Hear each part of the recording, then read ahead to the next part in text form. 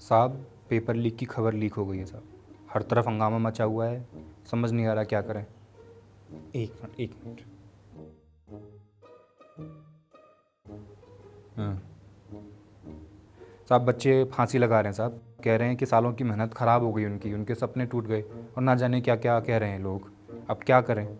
Melody इतनी चॉकलेटी क्यों होती है। तो कितने रुपये का फॉर्म था? रिफंड कर दो पैसे। और सुनो, अगले वाले जो पेपर होगा उसकी फ़ीस मत लेना। जी। हो सके तो ऑफ़र भी दे देना, बस और ट्रेन का किराया माफ़ कर देना। अच्छा, बहल जाएंगे इसमें। ग्रेट साहब, ग्रेट। साहब एक बवाल और हो गया साहब। लखनऊ कानपुर एक्सप्रेस वे 84 जगह से टूट गया है। बड़ी किरकिरी हो रही है साहब। सब पूछ रहे हैं आप कहाँ छुपे बैठे हैं। कोई कह रहा है 4200 करोड़ में बना, कोई कह रहा है 4700 करोड़ में बना है। कुछ नहीं, बस बैठा हूँ। तुम क्या कर रही हो? और सड़क को बने हुए कितने दिन हुए थे? साहब यही कोई 17-18 दिन हुए होंगे साहब। और साहब उद्घाटन में नितिन सर गए थे, राजनाथ सर और सर। कौन और? नाम बता। सर योगी जी भी गए थे। अच्छा, मतलब 4200 करोड़ रुपए, 4700 करोड़ रुपए पता नहीं तुम्हें? 63 किलोमीटर की सड़क बनवाई, 84 जगह से टूट भी गई 17 दिनों में, और अब मेरे पास चले आए मुंह उठा के। उद्घाटन करने गए थे तब नहीं याद आया था मैं? साहब अब कुछ करिए साहब। वैसे भी चुनाव प्रचार पर एडवर्टीजमेंट का मुद्दा भी गर्मा रहा है साहब। सबको पता चल गया है कि पिछले 8 साल में 6811 करोड़ योगी जी को खर्च करने पड़ गई खुद का नाम ब्रांड बनाने में। 6800 करोड़ रुपए 8 साल में? अर्बन भाई, एक दिन का कितना हुआ इस हिसाब से? 2 करोड़ 32 लाख रुपए रोजाना। 2 करोड़ 32 लाख रुपए रोजाना अपने नाम को ब्रांड बनाने के लिए। जी। केजरीवाल को भी पीछे छोड़ दिया। Money follows. साहब वो सब हम देख लेंगे, एडवर्टीजमेंट का हम कहीं और दिखा देंगे। एक्सप्रेस वे को आप सिलटाइए, कोई भी वाहन लेकर नहीं जा रहा है वहाँ पर। वो पूरी सड़क जो खाली पड़ी हैं सर, कुछ करिए सर प्लीज़ सर। सड़क खाली पड़ी है तो एक काम करो, टोल टैक्स माफ़ कर दो। जी। और उनसे बोलो कि वो बोल दें माइक पे जाके कि यूपी के लिए खजाना खोल दिया है हमने। जी जी। माननीय नितिन गडकरी जी ने माननीय रक्षा मंत्री जी को, लखनऊ के लोकप्रिय सांसद को कह दिया है कि खजाना आपके लिए खुला है। लखनऊ और उत्तर प्रदेश के विकास के लिए जो भी जरूरत है भैया ले लो।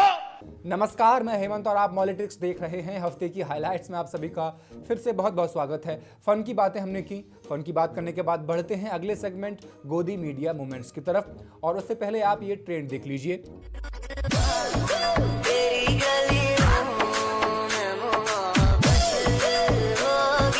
सर आप कब बनाओगे ऐसी रील? मैं थोड़ा हे हु ज ये व रो वैसा हमसे होता नहीं, और अगर मैं करूंगा भी कोशिश तो हंसी आएगी लोगों को।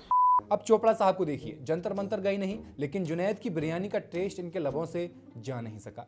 चोपड़ा पहुंचे झारखंड तो सामने प्लेट पर रखा था चूड़ा और गुड़। हम लोग यहाँ देखे कि ये लोग चूड़ा और गुड़ खा रहे हैं। ये है झारखंड का जंतर मंतर। या झारखंड में जो छात्र हैं, ये दोपहर का समय है, ये लोग जो भोजन कर रहे हैं, क्या बहुत जरूरी होती है तस्वीरें पहुंचा। मैं खा सकता हूँ भाई आप लोगों के साथ? प्लेट अभी अभी लाकर रखी जा रही है, स्पेशली एंकर के लिए, पूरी भरी हुई।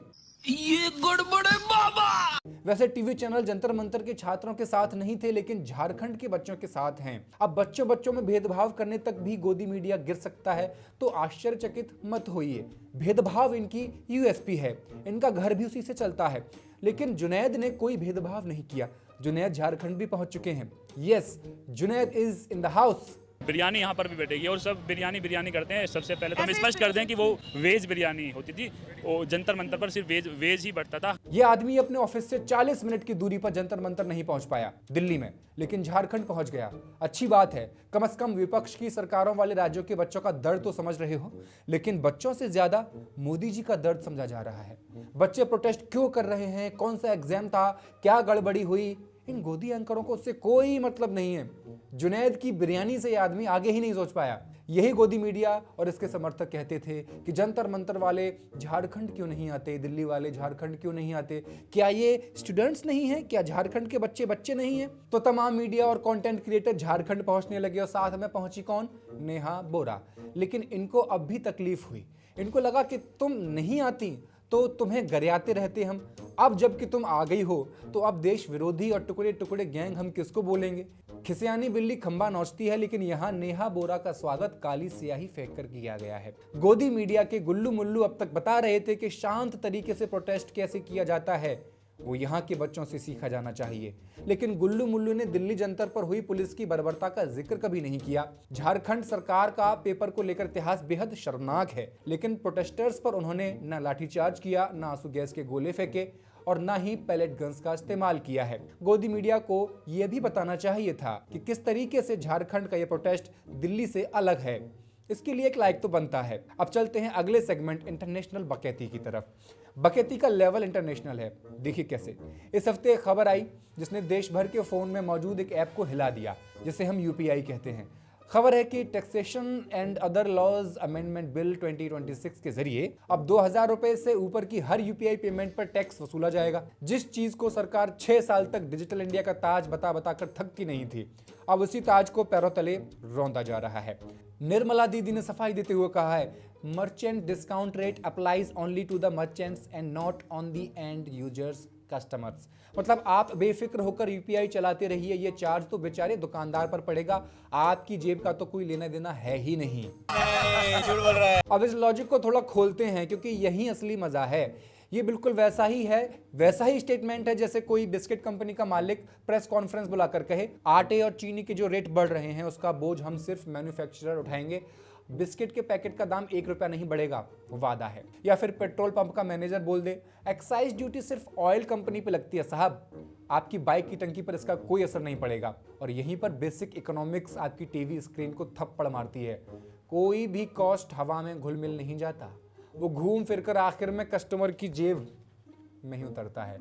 दुकानदार को अगर हर बड़े यूपीआई पेमेंट पर एमडीआर देना पड़ेगा तो या तो वो प्रोडक्ट की कीमत बढ़ाएगा या फिर आपके 2500 वाले बिल को 1999 और 501 के 2 टुकड़ों में तोड़वा देगा, या फिर सीधा सीधा एक बोर्ड टांग देगा, लिख देगा उस पर यूपीआई पर 2% एक्स्ट्रा, कैश में डिस्काउंट। अब आप ही बताइए ये बाकायती है कि नहीं, वो भी इंटरनेशनल लेवल की भाई। अब कुछ हफ्ते की हाइलाइट्स पर भी नजर डाल लेते हैं। सैफ्रॉन ड्रेस पहनकर डांस करने वाली दीपिका पादुकोण पर गाली गलौज करने वाले गैंग को ये वाला गैंग हाउ आर यू बोल रहा है। सावन का महीना है और सनातन के साथ ये सब होते हुए देखना बेहद चिंताजनक है। अगली हाईलाइट की तरफ बढ़ते हैं।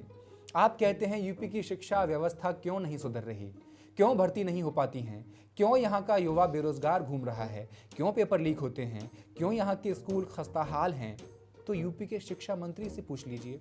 माननीय सभापति विधायी समाधिकारी श्रीमती का पत्र दिनांक 13/9/2024 समिति है वो समिति